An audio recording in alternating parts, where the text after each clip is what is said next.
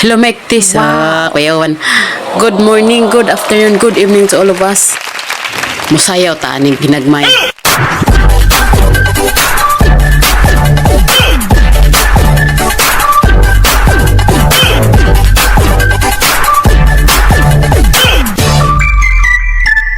Tayo'y Bati ta mga lalang. Sayaw kita aning gintas pag buhay pataog.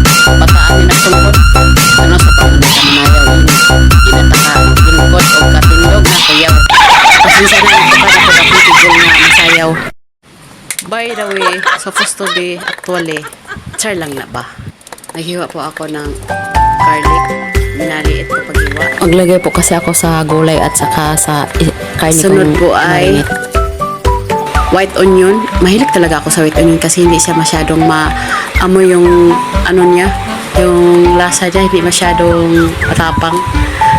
Tapos yung carrots at saka yung karne, minamarinate ko na may asin, magic sarap.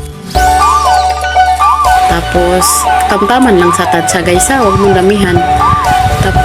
Oyster sauce guys, masarap to magmarinate ng mga 1 hour or 30 minutes. Absorb na talaga yung lasa niyan, manamis-namis na may konting alat konti. Masarap to guys, try nyo po.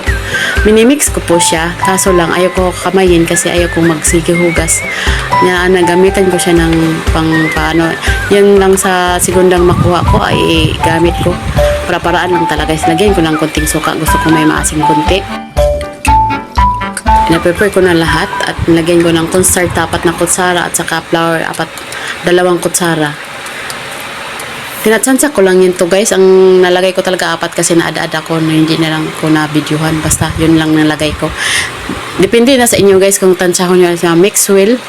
Ganyan mo pag mix. Minsan mag voice over ka guys, no? Mabubulol ka. Parang pag-ibig lang guys ba. Minsan si sweet sa'yo tapos kinabukasan sa iba din siya nagsama o diba parang ganyan lang din guys. Iprito na natin guys, mainit na yung mantika, na-edit ko na to guys, basta lang to maluto, okay na to. Saka basta marunong ka lang magluto, may makain ka ng masarap. Pag hindi, umaasa ka lang tsagaan mo kung anong lasang matikman mo. Parang ikaw natikman ng iba. Ay, kuyawan. Oo nga guys, ang hirap na ngayon guys, no?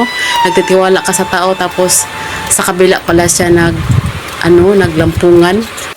Wala po akong tinatamaan sa sinasabi ko guys, na-relate lang po talaga ako sa pinapanood ko sa mga social media.